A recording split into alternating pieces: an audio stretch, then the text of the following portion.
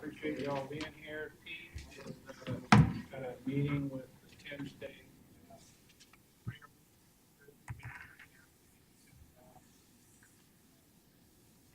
So there we go. With that, I need approval of the agenda. Make a motion, we approve. Second. Moved and seconded. Bert and Claire. All those in favor say aye. Aye. Opposed, motion carries. Approval of the September 12th minutes. Approve the minutes. Second. Claire and Hannah, excuse me. All those in favor say aye. Aye. Opposed, motion carries. Consent agenda. Do we need to pull anything or any discussion on those items? If not, I'd entertain a motion to approve the consent agenda. Make a motion to approve. Second. Tom and Claire, all those in favor say aye. Aye. Opposed, motion carries. Public comment at this time. Does anybody from the public like to address us? Okay, if not, we're going on to new business. Freight route delay performance-based planning. Chris? Thank you. Chris Upchurch, WAMPO staff. Here once again to talk to you about performance measures. This is part of our ongoing process of performance-based planning. That's where we measure performance based on our goals and use the results to inform future planning. And one of the goals in MOVE 2040, our long-range transportation plan, is to improve the national and international freight network within the region through targeted investments and strengthen access to domestic and international markets. And we have a couple different performance measures associated with this goal, but the one I'm here to talk to you about today is measured delay on identified freight routes. So these identified freight routes are the WAMPO Highway Freight Network that was identified as part of our last freight plan, which we did in 2010. You can see those on the screen here. Now, 2010, that is getting a little long in the tooth, and we currently have are at the beginning stages of a process to update the freight plan, which will probably include going back and looking at these freight routes and revising or adding to this network if necessary. That outcome is at least a year away at this point. So what staff are proposing is we go ahead and set targets for the current network that we've got right now, and then we can come back and revisit that once the revised freight plan is out and we have any changes to the network if necessary. So we're measuring delay along these freight routes using our travel demand model. This is our large computational model we use for forecasting traffic conditions, both today and in the future. And when we apply that model to those freight routes, we find that delay represents about 5.5% of the time that trips spend on that part of our network. So that means, in other words, if we could wave a magic wand and get rid of all delay in the WAMPO region, you'd only get to your destination about 5% faster on the freight network, which we think is a pretty good level of performance. Now, since we're using the model, we can forecast this forward into the future and see what we think that delay would look like in 2040. And when we do that, we find it does increase, but only to about 8.5% of the total travel time on the freight network. So still fairly good. Now, after consultation with a sounding board of experts, transportation professionals in the region, what staff proposed and what the TAC has recommended is a target of no more than 10% of vehicle hour travel due to delay on this freight network. And this is broadly consistent with some of our other congestion-related performance targets that the board has already acted on. For instance, we have a target for less than 1 minute of delay at rush hour for the average trip. And that's the average trip length is 10 minutes, so that represents about 10% delay. Different way of measuring, but similar level of performance to what we're talking about here. So, questions? Is it 10% for the entire system? It's 10% for that freight network. So we're looking at the subset of our highway system that is on that freight network, but it is for that subset as a whole, not looking at particular spots. Yes.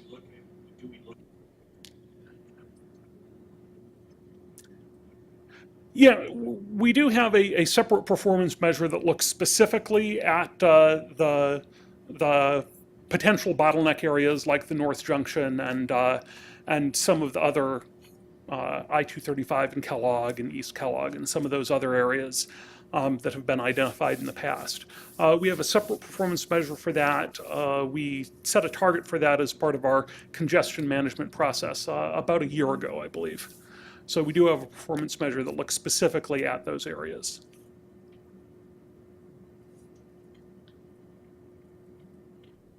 Chris?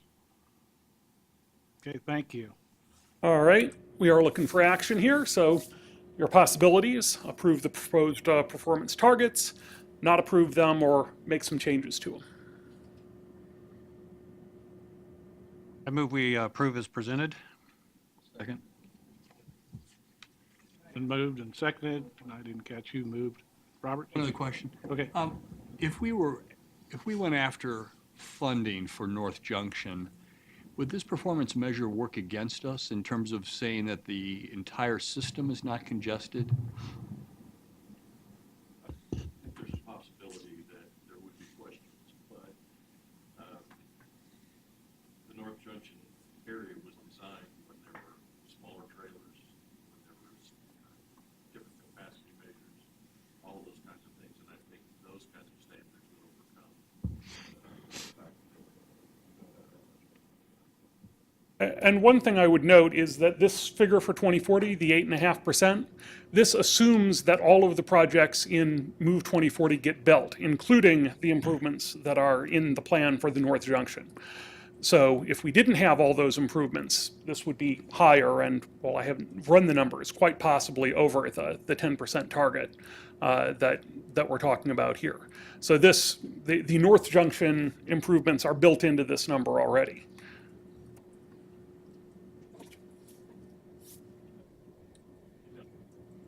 Anybody else? Okay, we've had a motion and a second to approve this. All those in favor say aye. Aye. Opposed? Motion carries. Thank you. Thank you. Plan consideration, discussion, 2018 Unified Planning Work Program. Bill?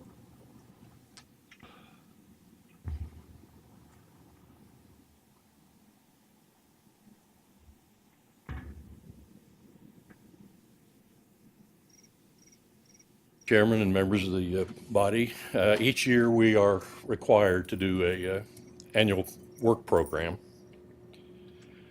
And the work program is basically there to show how WAMPO wants to spend money or should spend money.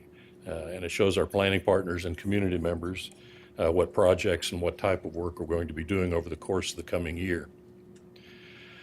We're there to the work program is to provide service to the region.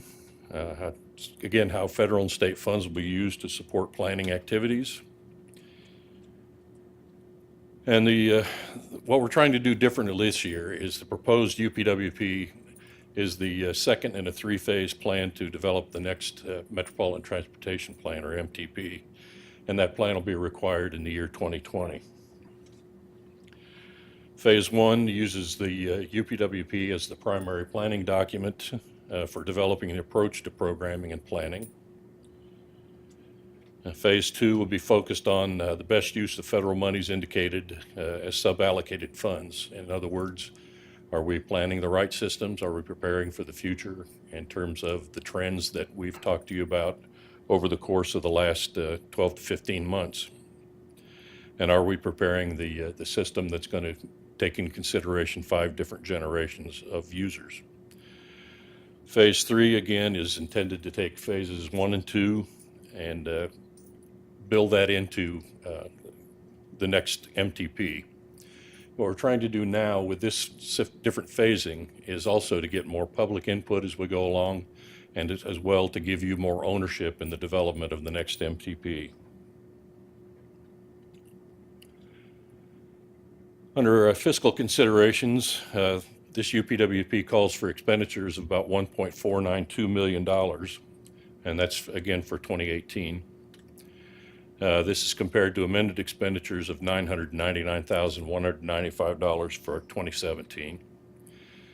primary reasons for this increase is we're requesting the use of our sub-allocated STP funds, or Surface Transportation Planning Funds, to finance various planning activities that include $240,000 for some form of asset management, $28,800 for the development of mandated performance measures, $60,000 for the development of a new transportation improvement program, and $175,000 for the development of update for the 2010 freight plan, and $100,000 for the development of a regional transit plan.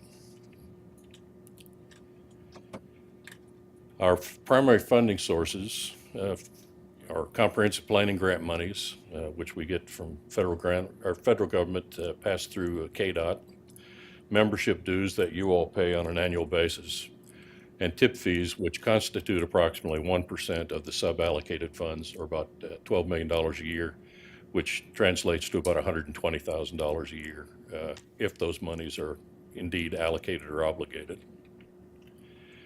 One of the primary challenges that we're facing is that we have to have match for those CPG monies, which is about $800,000, and we have to have a 20% match for those that $800,000.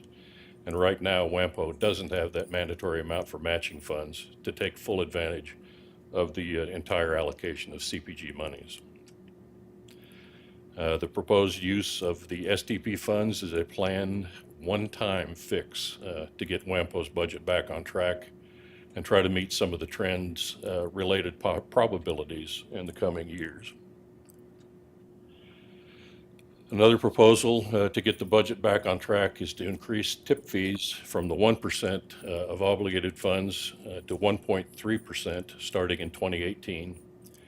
Thereafter, tip fees would have an automatic increase of 0.1% per year through the year 2030. As you can see on the chart that was included in your packet, that's about $12,000 per year.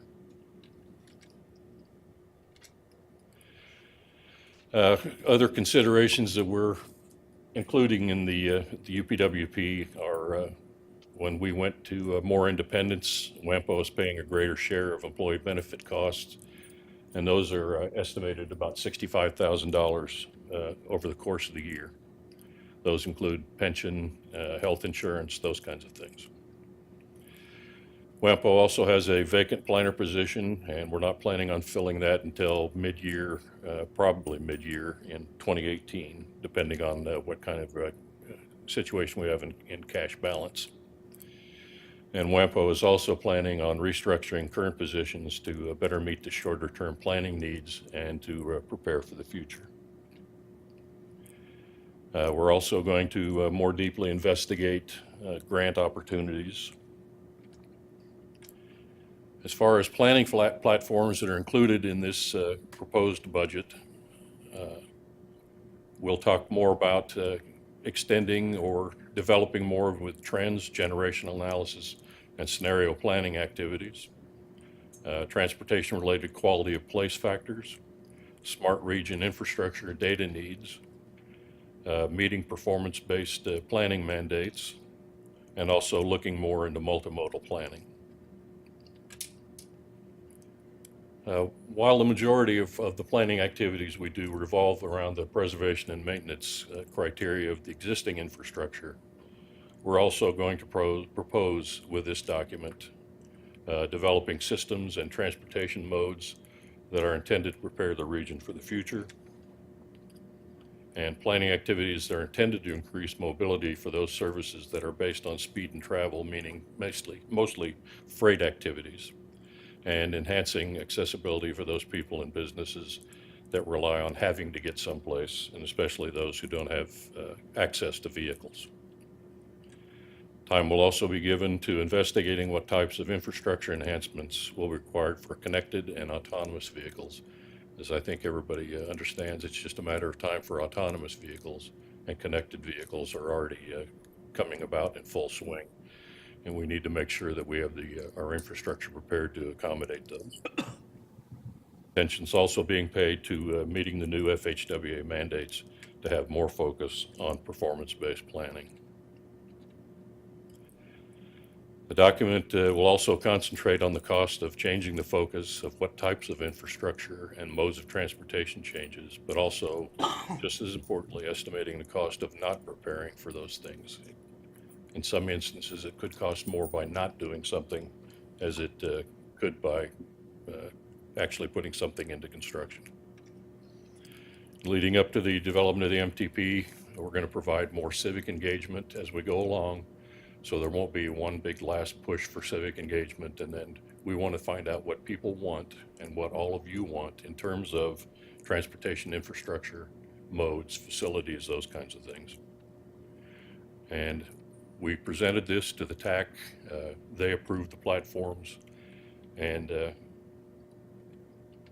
what we're doing this the same way is we're asking for your input and guidance on the general direction of the document, the objectives included in the staff memo. Oops.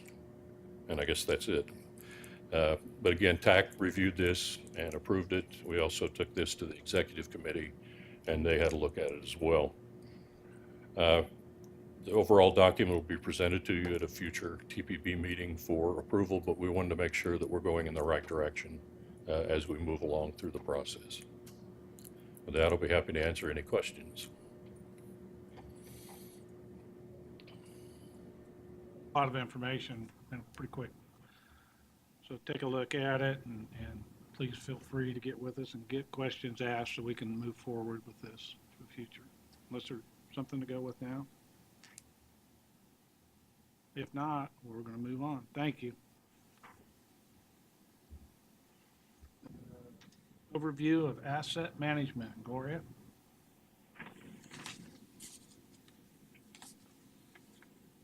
Good afternoon. I'm actually here just to introduce the chair of the Asset Management Working Group, Troy Tabor. Today we've got a three-part kind of an activity for you, which he'll tell you about. But our intent is that at the meeting about 3 months ago, the members of the policy body requested that we suspend activity on asset management while they spent some time thinking about it. We are back to have them come, have you get some new information, think about what we're presenting, hear from some of our partners in the arena, and move forward with asset management, hopefully. Troy. All right. Well, we have a pretty amazing presentation that the City of Wichita is going to put on here shortly to start us off. And is this? I've done that. Okay. Well, do they actually have a presentation on here as well? Yes, they do. I have them go first? No, you should do that intro piece. Okay. I'm just going to make this up as I go along today. All right, fine. F12, is that right? Nope. I'm just going to mess around with the computer first. Get us back to the... Okay. Okay, so quick overview of what asset management is and is not is what we're going to start with, and some of the accomplishments that we've done over the last couple of years with our committee. And then afterwards, we'll have the City of Wichita present their pavement process, which was an amazing presentation, and I wish it went first because it gives a lot of information about what I'm going to go over as well. But we'll start off with talking about what asset management is not according to WAMPO, because asset management is a lot of things and it's different for each entity. With WAMPO, it's going to be a little bit different than what it is for the City of Wichita. But one of the things that is not is a quick fix to how we're going to plan our projects in the future. It's not an end-all, be-all, especially with this type of a committee of 23 entities where we have to figure out what's best not only for the region but also in our own areas, which makes it a little more challenging than just having to handle the city. So it's not a quick fix. Also, it is not for us going to tell us exactly what we have to do with every single project, whether it need to be an overlay, whether it need to be crack sealing or potholes fixed, or what roads to build and not build and that kind of thing. We're not intending to use it for that method. For WAMPO, we're not. And it's also not a black box where you can just put in a few pieces of data or quite a bit of data, and it turned out and tell us what we need to do for our projects.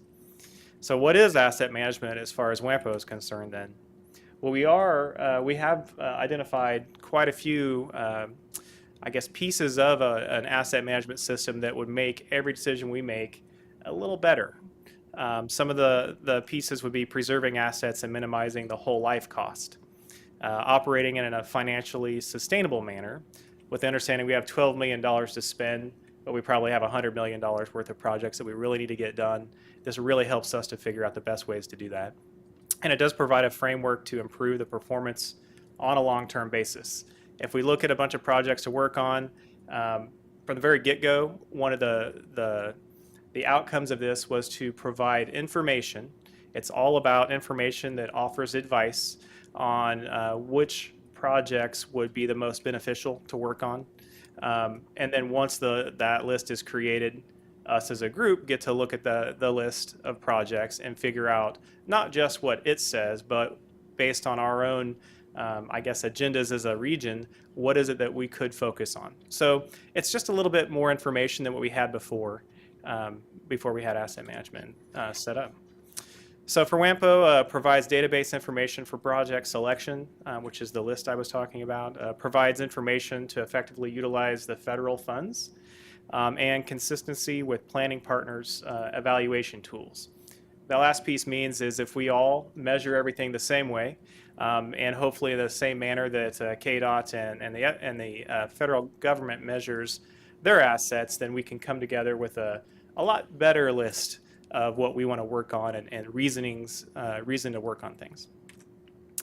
Some of the outcomes we're hoping to achieve are to be able to implement project coordination with our planning partners, achievement of WAMPO performance targets. Without proper measurement and without the same measurement, it is really difficult to figure out what our targets are going to be long term. This is just one of the tools that we can set up that will help us do that. Leveraging of federal funds to achieve regional priorities, and then understanding of risk and risk management for projects. Risk and risk management, I don't think, is something that we as WAMPO, as our group, has really focused on. We don't have as many projects to work on as the city does or as other areas just because of our funding levels.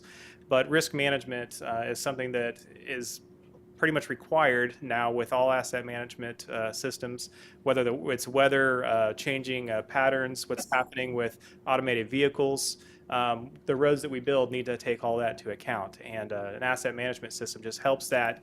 It facilitates that. It makes it a lot easier to manage that kind of information. So some of the accomplishments to date, we've coordinated with the State Department of Transportation in most of our meetings. They've been on board with everything that we've done to this point, and they've offered some excellent advice that has helped us come up with where we're at now. We've informed the member jurisdictions and agencies of our efforts, conducted a result publication of surface transportation assets, which was the survey that we did for all of our partners. It came out with a pretty tremendous amount of information, stuff that we didn't know beforehand of what types of projects are sitting out there, and based on that information, it gave us a guide as to how the asset management might help them individually as well as a region. And we investigated tools and methodologies. There were quite a few different software packages that are out there. There's a whole bunch of different processes that have been put in place in various different entities.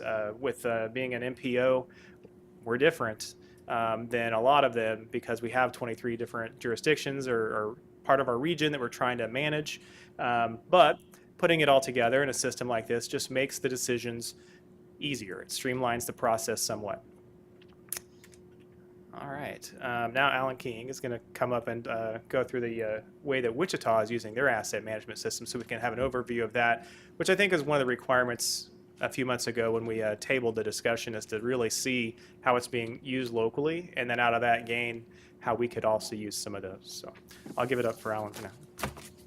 Thanks, Alan. Thanks, Mr. Tabor. Do I just push a button to make it go into it? Okay. Oh, fantastic.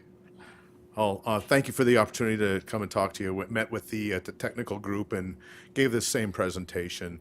And I wanted to start off with the letting you know that we don't think that our role is to come here and say, this is how we did it, and so this is how you should do it. Like Mr. Tabor said, there's unique needs to individuals in this group in particular with different groups with different needs. We can give you some ideas about the principles and the underlying philosophy behind what we did, and perhaps that's the better takeaway for you for this group. First, to kind of get some context, that when you look at the number of lane miles that the city of Wichita is managing, it's over 5,000 lane miles of road, which is basically the distance, two-lane road from LA to New York. And so you can see that's a significant, it doesn't seem like that many roads are packed into Wichita, but it's amazing that we're talking about 5,000 lane miles. And with a recent estimate, we're looking somewhere about an asset value of around $1.6 billion. So it's a significant asset for the city.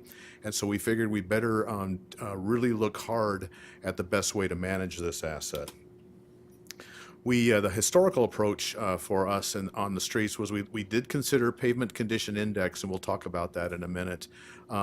We looked at the locations that had been previously identified. Complaints and requests were used quite a bit to look at prioritization and identifying potential work areas.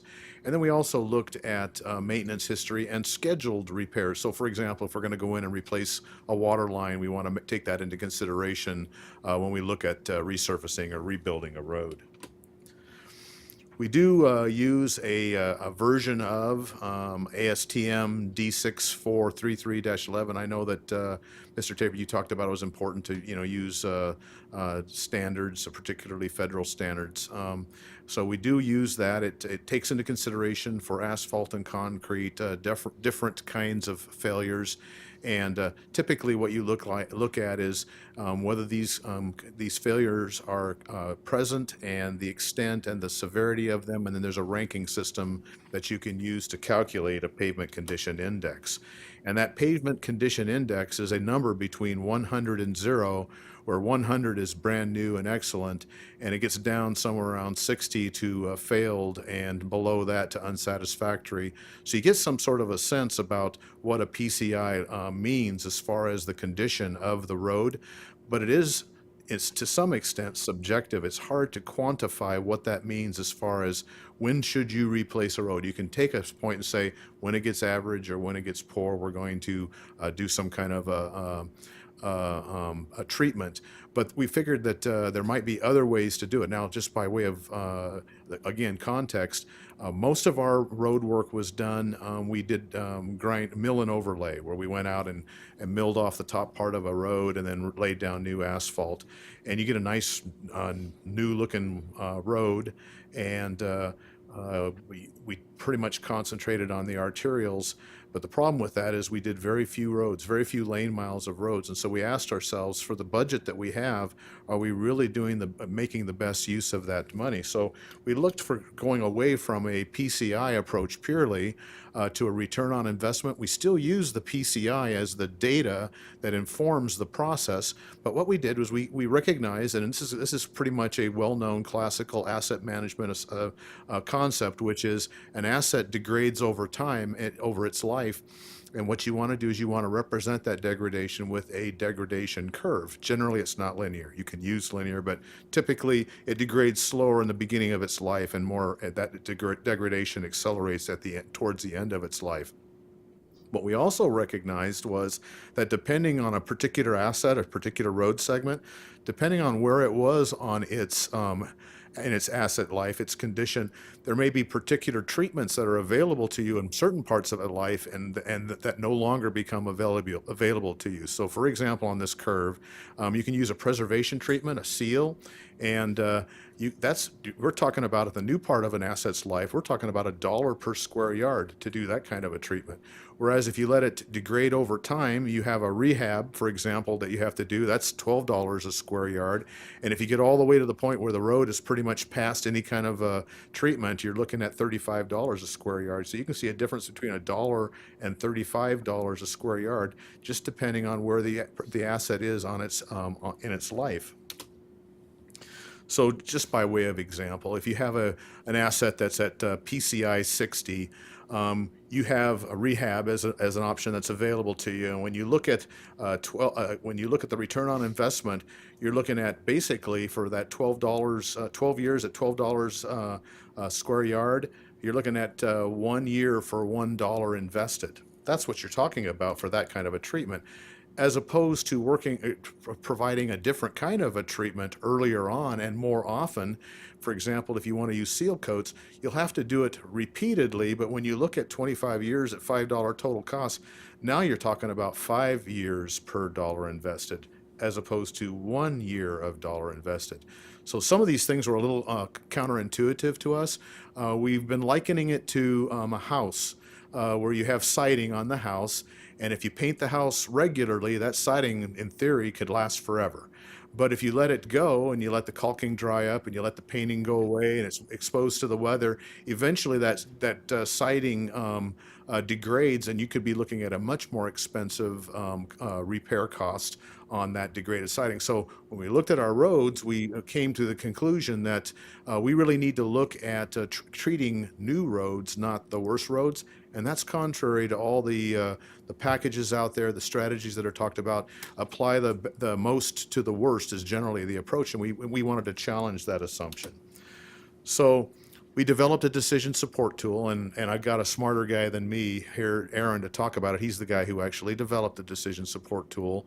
We developed it in-house. We looked for other commercially available tools that were out there, and we found they just didn't do what it was that we were looking for. What we wanted to do was we wanted to look at different scenarios. If we do this much, this kind of treatment at this part of its life, if we prioritize these particular repairs over these kind of repairs, if we're constrained to this particular budget level, what we did is we came up with a very many scenarios. I can't remember how many. It was dozens and dozens, I think over 50 scenarios, and we ran it through the model. And what we did then is we said, if we approach this with this particular scenario of approaches, priorities, and repair modes, then what would that look like after 40 years, 2 complete life cycles of a street?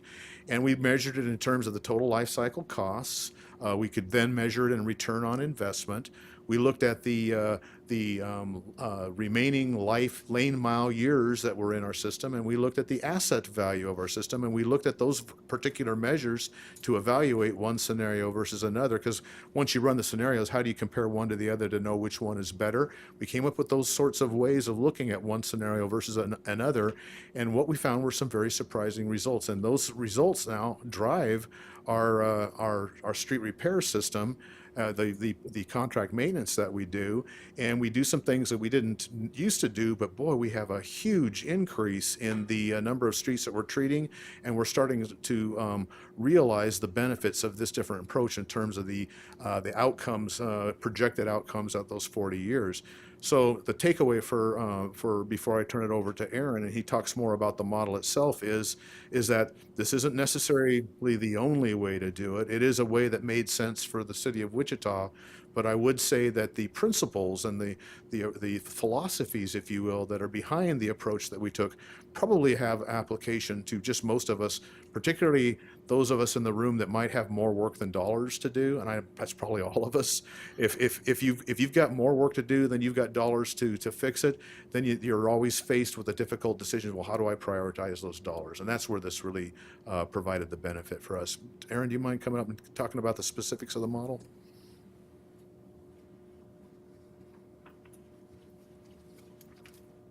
I'll be handling the lull in the presentation. So we had these objectives in mind, and with those in mind, we desperately set about trying to find an existing software that would do this, and we came up dry. Our existing software and is like most of the software that we found, in that you basically define what the right thing to do is, and then you can set a target PCI, and the software will tell you, here's how much you have to spend doing those things to reach this PCI or maintain it or whatever it might be. Or you can set a target budget amount, and it will use that process and say, here's what your PCI is going to be at that budget. And what we really wanted was some way of making sure that what we thought was the right approach was in fact the best approach that we could take.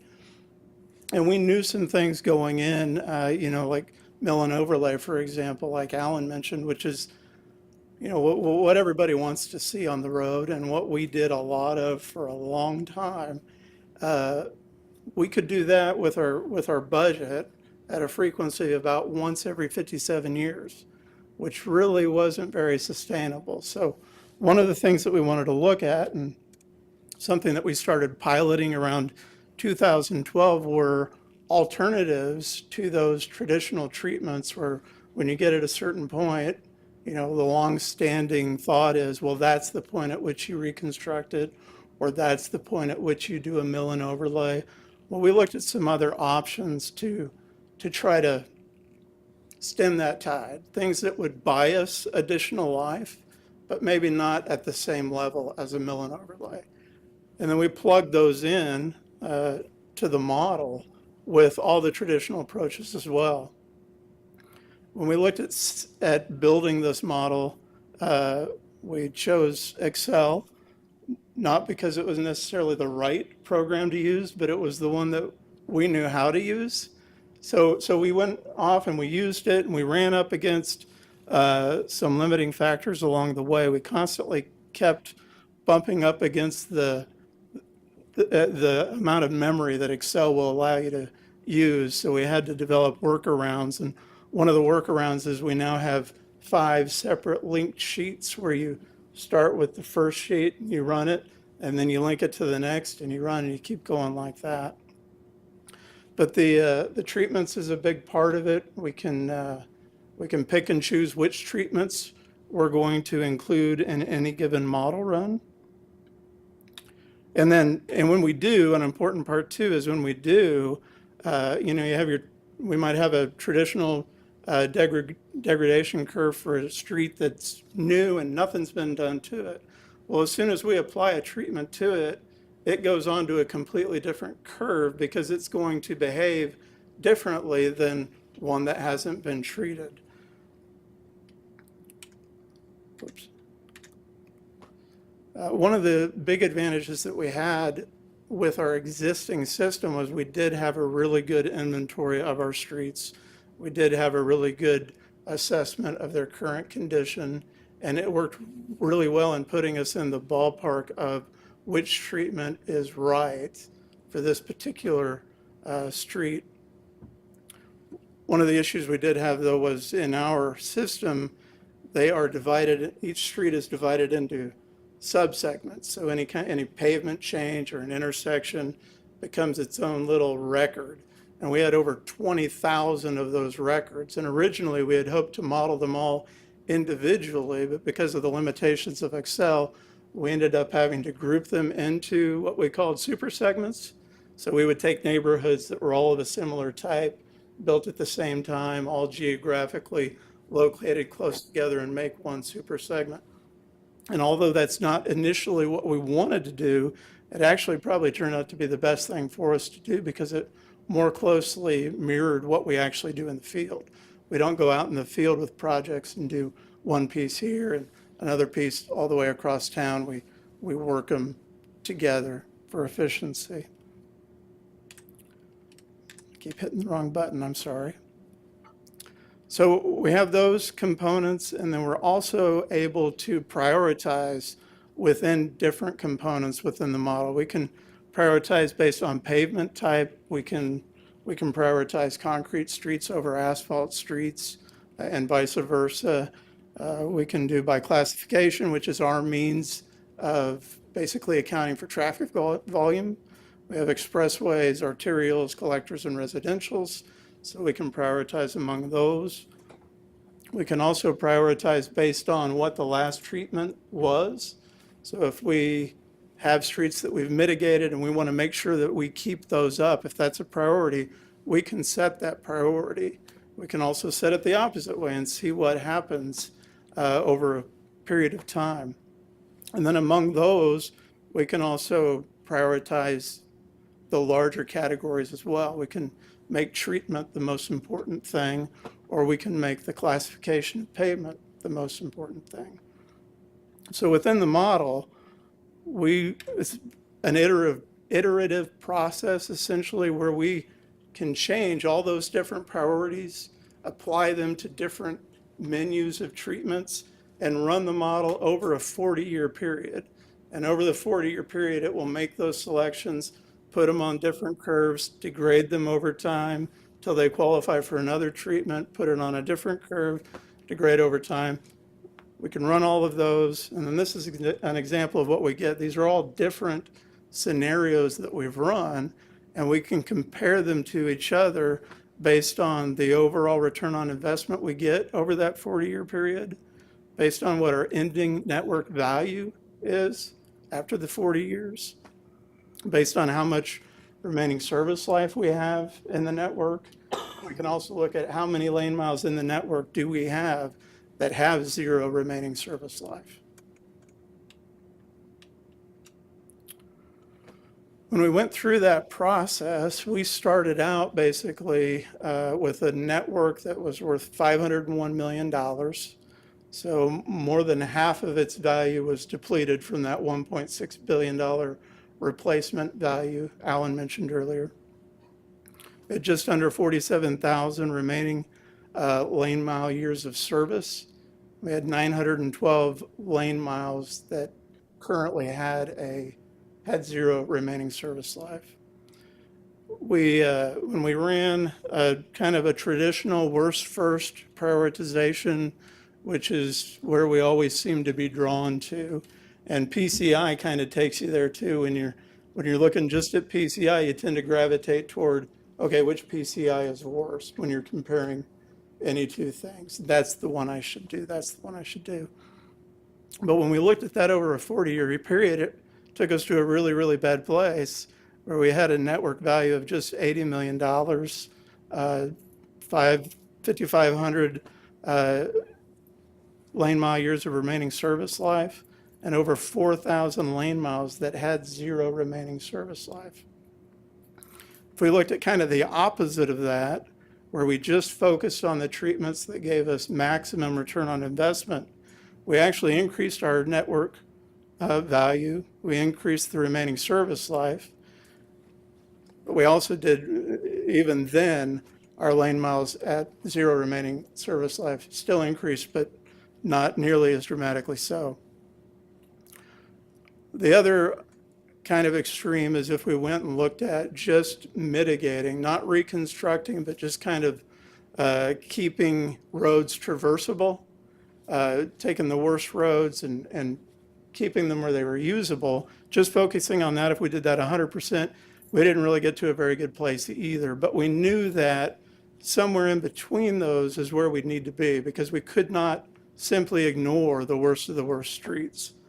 So the model allowed us to go through another iterative process where we increased the amount of mitigation that we did in 10% increments over that 40-year period. We compared all of those and we were able to find a good balance between the two, and it's the balance that we're currently working with, where basically 60% of our investments are made at the top end, where your return on investment is really high, keeping good roads good, and the other 40% is spent from the bottom up, trying to mitigate those roads that are in the worst condition. Applying that approach, you can see over the last few years, we've made significant gains in terms of the number of lane miles that we're touching. Back in 2011, we touched just 72 lane miles in the city. And this year, we expect to touch over 800 lane miles. We're not touching them in the same ways. I would say, in 2011, our average increase in service life was maybe 10 years, something like that. 2017, we're probably less, around 5 years, but your overall gain is dramatically more significant.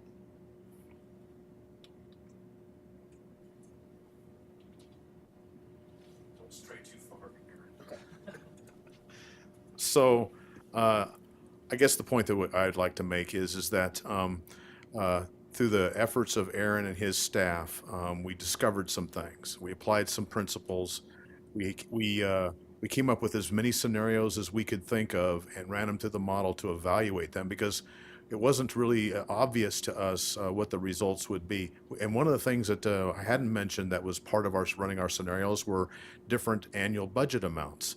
What would an unlimited budget look like, which is kind of what the tools that are out there now do, or what is a constrained budget, which is reality. We even ran one model that said if we had to hold our own and get to a place where we're actually gaining, and over a certain number of years we actually get to where we're at a good place in terms of our asset value. I think it was $26 million a year is what that investment turned out. And we recognize that that's, going from our 6 to our 8 and eventually our $12 million, that amount per year is probably not going to be on the table for us anytime soon. So what can we do with a constrained budget? What can we do with the kind of money, the kind of funds that we think are realistic for us to apply in this program? And by running these various scenarios, we were able to do that. So what I can say is that I know that people initially focus on the data that's to be collected. That's reasonable because that's the first step. All the rest of this is built on the analysis and use of data. And so a lot of people start and spend a lot of their time thinking about how am I going to collect the data? Am I going to use an automated data collection vehicle? We consider doing that, a van that can drive and do this. Are we going to have consulting companies come in and do the condition assessment for us? I mean, that was one of the things that we looked at too. Although that is important, probably I would say the more important aspect of asset management is the use of that data. Because once you get the data, then you can run the various scenarios that are going to help you make the decisions to know what is sustainable and to know what has the lowest total life cycle cost. Those very asset principles that Mr. Tabor was talking about earlier, this kind of an approach allows you to run various scenarios and answer the questions, which of these approaches achieves that. So with that, I think Aaron and I are ready to stand for any questions that you might have.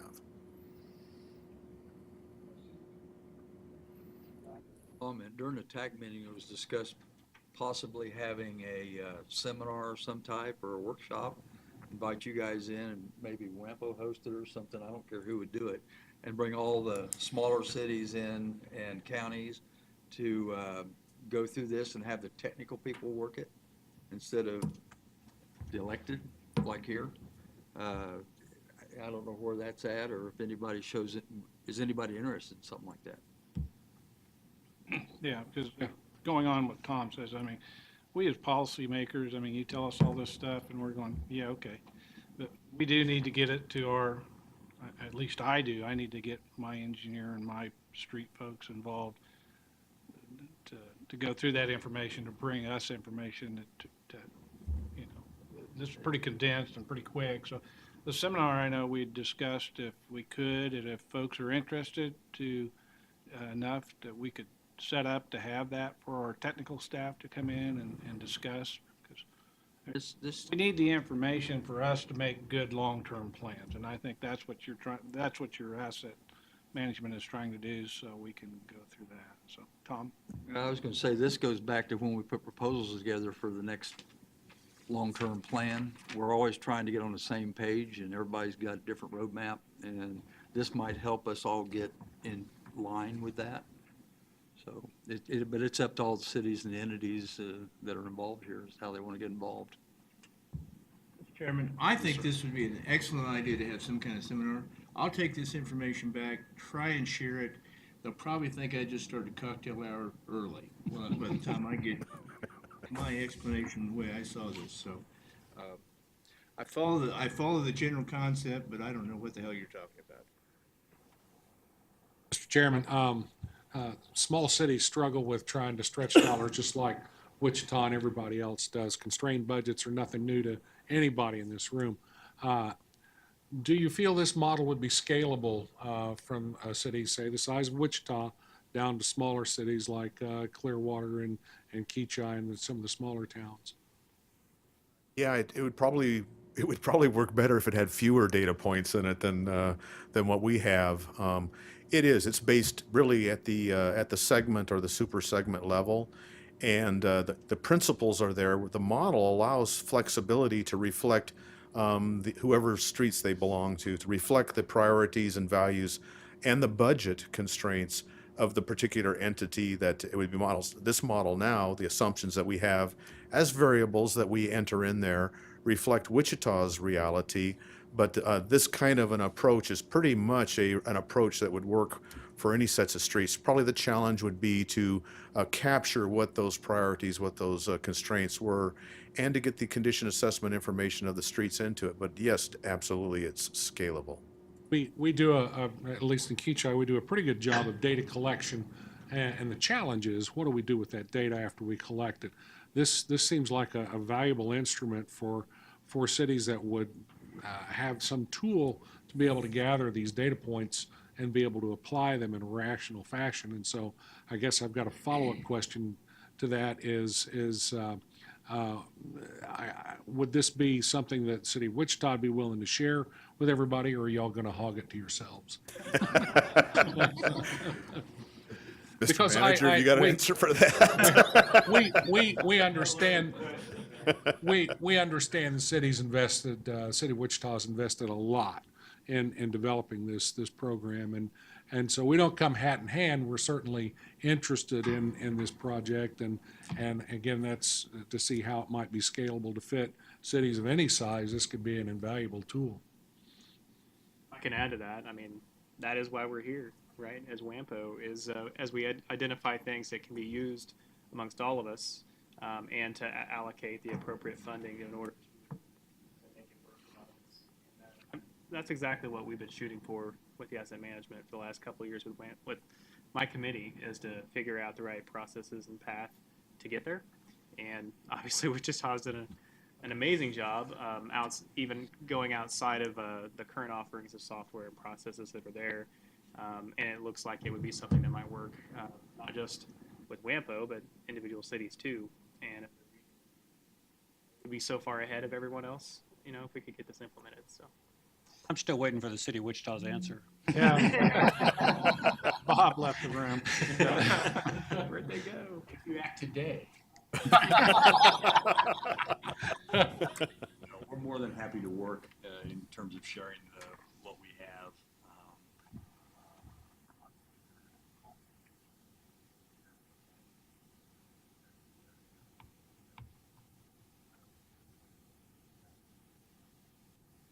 Although my counsel may say differently. Well, we were hoping you didn't just bring this neat toy to show everybody and then say, well, sorry, you can't have it. We anticipated, though, that this would be a sharing opportunity, and we certainly look for an opportunity to be able to step up and help in that regard, given all the time and effort you put into this. Troy, remind me, do we have money allocated, for type of? One of the things that we brought up during the budget presentation is we have $240,000 for some form of asset management. And I think one of the things I've talked briefly to Bob and to Alan about, and Aaron, is the possibility of kind of hiring the City of Wichita to do some of this data gathering and analysis. And we, out of that $240,000, would pay a portion or all of the cost associated with that. And I heard Bob say it would be a slight profit margin, but but that's one of the things I think we could work out. And we've looked at all kinds of different options. Looking at vans, we've looked at computer, software, those kinds of things. And it's all extremely expensive. And with this, I think if we could do the regionally significant roadways and some other things that we could help everybody in the member communities with, that I think it would be beneficial to everybody. And if we especially did in the county, if anybody annexed, that data would already be accessible if WAMPO was the central repository for this kind of information and data. But I think that's one of the options that you could look at with the money that we have set aside for a form of asset management. Mr. Chair, one thought, since Clearwater got mentioned, our scale is so small on this. I think that the issue I would see is the data points or even having some sort of a software program to plug this in If it was on a county-wide where the county affects us, that may help us. But basically, when it gets to us within our city streets, it's just simply a matter of budget and a matter of trying to do what you can. So my concern, I think, would be is to roll us up into a program that tells us we've got things we can't afford to fix. Now, the priority may help us understand what we should go after next. And as I'm kind of like everybody else listening to this, I really don't understand it in depth, but it sounds like it could tell you option A may be better served if you do it this way than option B.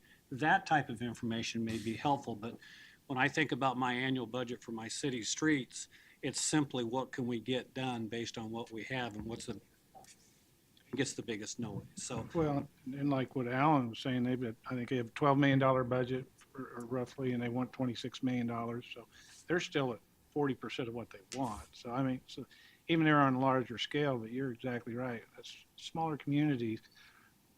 But it's nice to know that if you can do a preventative instead of a rehab or a total rebuild, that can help us. I know that's a big, big asset. So I think one of the advantages of the model is it makes you look long-term, right?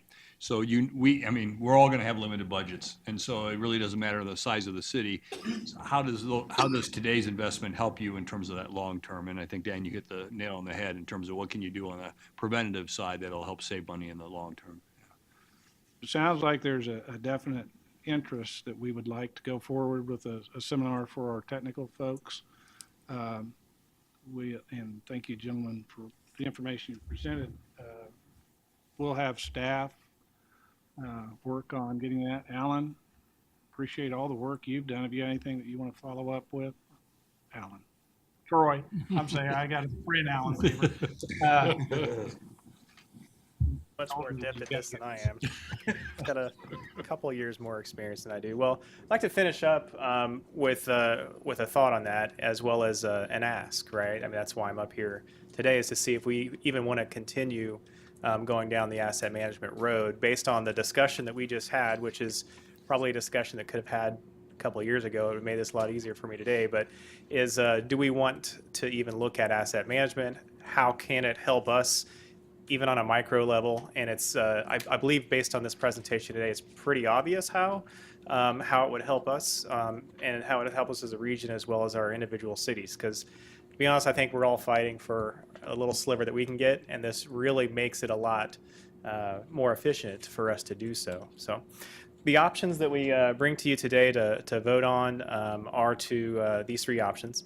Either option A, create a repository of information for a metro area. That means just using this as a data store, gather all the information with the understanding that we will all use the same types of measurements, so we'll go through a process of learning that.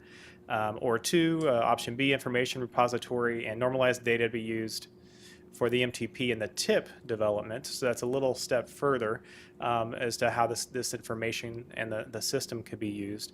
Or C, cease current asset management activities, not do anything at all. And if anybody else had an additional thought on this, that's fine. But I think that what we have been focusing on as our committee, and even when we brought it to the TAC and even to this body, is option B, which is creating the information repository, normalizing the data for everybody, and actually using this as a resource to give advice on how we're going to do our projects or how we would order our projects in the future. And as a voting member, I'd like to make a motion that we adopt option B.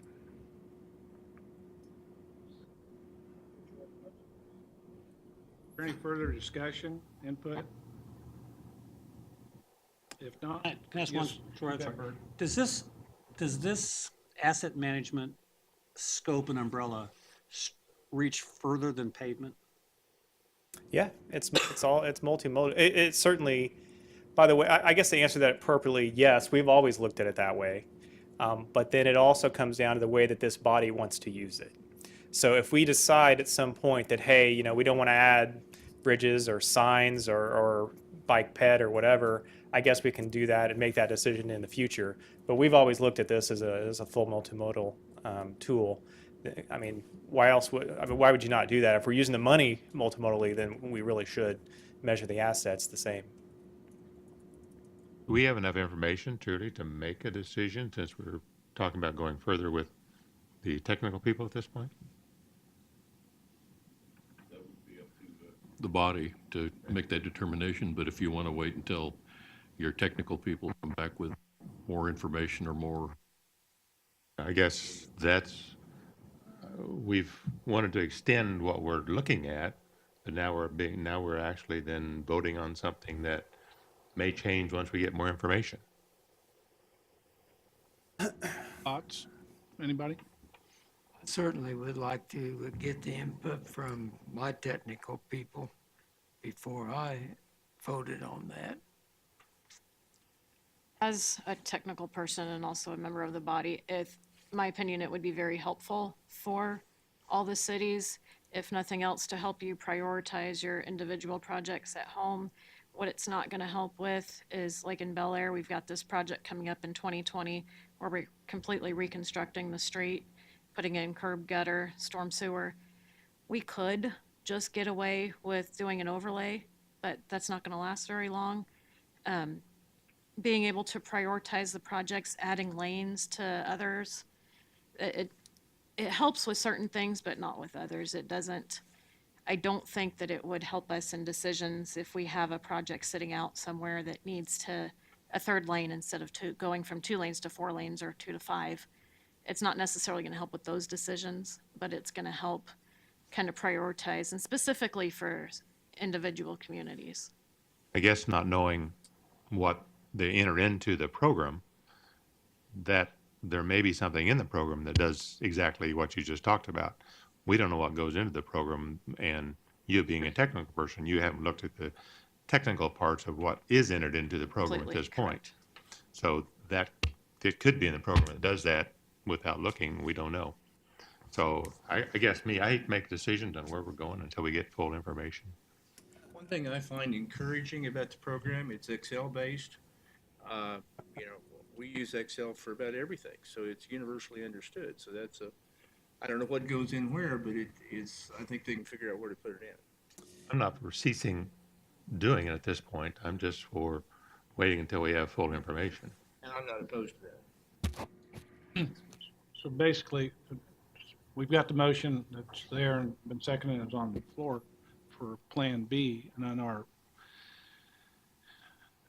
so our other option is to, we can vote on that, or we can amend that to wait until we have until our technical people revise, have that meeting, and then bring us back additional information. Can I say something, one more thing? Pardon Dan? me? Do you mind if I add one more item to Sure. not to change any motion that's been made? At this point, I think the discussion is technical, or about what technically we could do or add or how it might be used. I feel like there would be nothing that would come back from that would be any different than what we've already went through with the city of Wichita, as far as you put information into this system based on the guidelines too that we approve in the future, and all the data and information that's put in is normalized amongst all of our 23 entities, with the goal of coming up with what is probably the most efficient way to work on projects. There would be nothing else different that would come from a technical review of this. It wouldn't provide any additional, as far as just based on my understanding of the system and having worked through this for the last 2 years, I don't really feel like it would make any difference.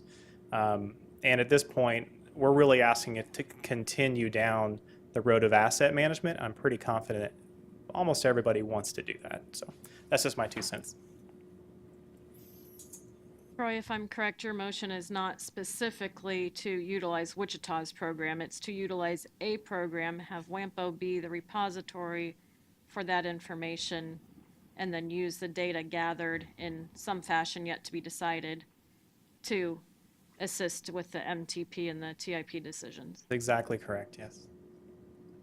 We're going to You're get looking general at some direction. time then how this will be used in the tip then parts of it. I mean, Yeah, are we that gonna, that are we going to is get in way saying down the roads of a process of certain this. amount won't be in the tip, or amount will be in the tip? I mean, what I'm hearing is a lot of generalization here at this point.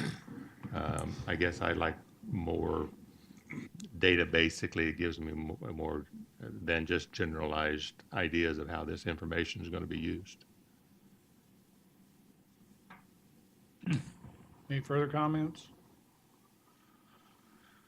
Okay, how do we want to proceed? We want to go with Mr. Lawyer.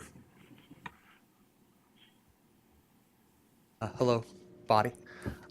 We have a motion that has been made and seconded on the floor. There's no amendment to that motion, so it stands. You'll have to have a vote on that motion. Based upon the vote of that motion, you can have a subsequent motion that's made and seconded and then voted on. Any further discussion at this point before we vote? All right, if not, all those in favor of option B as presented, show of hands, please.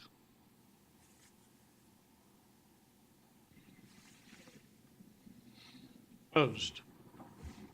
Okay, 2. Motion does carry. Thank you very much.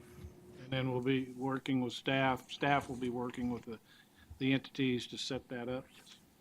Thank you, Troy, for all your efforts and work on that. Appreciate it. All righty. And Aaron and Alan, thank you for your presentations as well. Next step, committee update. Executive committee, I'm going to turn this one over to I had an executive committee meeting last week. Basic discussion was on the budget platforms that was presented today to get guidance, especially on tip fee increases. Also, we discussed a little bit of the portion of your packet that was included about the workshop, and talked about a little bit about the different categories plus the policy implications, or things that you mentioned that you thought were important items that we should be taking a look at in the future. And also, if you had a chance to look through the packet, there were 5 different types of questions and a follow-up. Basically, the consensus of those present was that the executive committee appoint an ad hoc TPB committee to review governance issues and bring back recommendations to the full board. And I think one of the things that the executive committee talked about was asking for volunteers from this group to serve on that ad hoc committee, to come back with some ideas about fulfilling basically the 5 questions and any other points that you feel are salient to moving towards the future.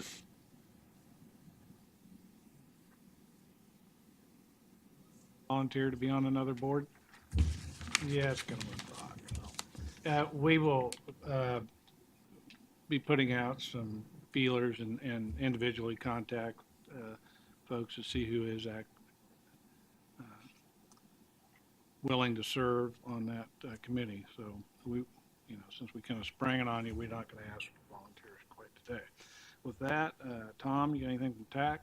I don't have anything to report today. We covered it on the rest of the. Partner reports, just to kind of consolidate these meetings, we've cut this down a little bit. So today's from Wichita Transit. Scott? Good afternoon. I'm Scott Wadle, the Interim Director of Wichita Transit. Thanks, Kathy. Kathy loaded the presentation just in case I got hit by the bus. Yeah, I know. It doesn't get any better from there. So I just want to touch base on a couple things real quick with you. Number one is the director search. So that's currently getting started. We estimate that it's going to take approximately 6 months. We have to realize that the holidays are in there, so it may take a little while longer. Currently, the City of Wichita is contacting stakeholders and conducting interviews, identifying challenges and opportunities relative to transit in the area, and developing a profile, and then we'll be doing a proactive search, contacting folks after that. So just breezing right along. The next thing I wanted to discuss real quick was funding. And this is the graph that keeps me awake at night. This is from the City of Wichita budget, and it shows that in 2022, the funding scenario for Wichita Transit gets very, very serious. So I just want to bring that to your attention, and so that everyone is aware of that and remembers that. Fortunately, there is some very good news. In looking at our ridership for our fixed routes, it's up approximately 20% over last year. Now, what you'll see on this graph is you'll notice there's 2016, and you'll see a decline that occurs, and that is when we switched over to the new routes. Now, we know based on the experience of our community and other communities is that it takes a while for riders to get used to the new schedules, the new system, and we believe that that is taking place. And we see a positive trend in the year 2017, and we're very excited to see where that continues. So ridership is up, and it's a very positive thing. We're very excited about that. One area that is especially exciting is to look at what's happening with the Q line. I don't know if you all have had an opportunity to take advantage of this, but a number of people have. It's very exciting to see the numbers coming in. In 1 month, in June of this year, we had over 12,000 rides that took place on that service. This is after we revamped the routes. Previously, you can see that green line down at the bottom. That was 2016. I don't know if we even cracked 2,000 rides. So it's just been tremendous. And if you go by on the weekend past Clifton Square, which is one of the ends, you'll just see a mob of people hanging out there, and it's just real exciting. They're not troublemakers. So one other thing I want to bring to your attention is in terms of fleet, I want to thank you very much for the partnership with WAMPO and the funding that you have provided. It has allowed us to tackle a situation for us, which is keeping our fleet in good condition. We have 45 buses and 7 trolleys, as you see there on the slide. Of those, approximately 12 buses are rated in fair to poor condition, and 7 trolleys are likewise in poor condition. And a lot of this has been a legacy issue that we've been dealing with for a period of time. And we're getting caught up on it. We have 6 buses that are on order. I'm very excited to say that we will have those that by the end of the year, maybe beginning of next year. So it's a really great thing for us. And we are implementing our maintenance shop. Our manager there is just fantastic. And we are innovating preventative maintenance measures, and some are very innovative. We're looking at anticipatory preventative maintenance. So we know if a part fails at a given amount of miles that we can get in there and we can replace it before it actually does fail. We're also testing out synthetic oils and different blends to check and see which one works best for our vehicles. So we have a number of different things underway. In addition, we're very fortunate. The City Council allocated $4 million over 4 years from the proceeds of the Hyatt sale. We're using those to undertake pilot projects. We also have other initiatives that are underway, 2 of which are funded from the WAMPO Planning for Walkable Places. So thank you again very much. Some of those that I want to highlight, and this is just a mix of different things. We have the van pool program. We just received interest from a business down in Arc City, which is very exciting for us. We're exploring the option with them to get workers from Wichita to their community, to their plant. We've got a student pass program underway. You may have seen some information about this in the news with USD 259. We are offering point-to-point service, which we really think is a good solution for getting folks access to grocery stores in areas that have been identified as food deserts. We're also looking at undertaking a feasibility study in partnership with some of the communities out there today in terms of whether or not transit is feasible and how much it would cost to serve some of those communities. And then we're also looking at multimodal technology platforms and how can we use technology and other means to bring together seamless systems of multiple modes of transportation. So there's a lot of work that's underway. I just wanted to highlight a few things, and with that, I'll stand for questions. Thank you. Q line's been a great deal, hasn't it? The Q line, that's been a really successful, well-liked, and Glad to hear it. Yes, absolutely. It's just so fun to see a group of folks. I mean, they're just having such a great time when they ride on it, too. It's just great. any other questions? All right, thank you. Appreciate Great, it. thank you. Is there any other business before the board? If not, we stand adjourned. Thank you.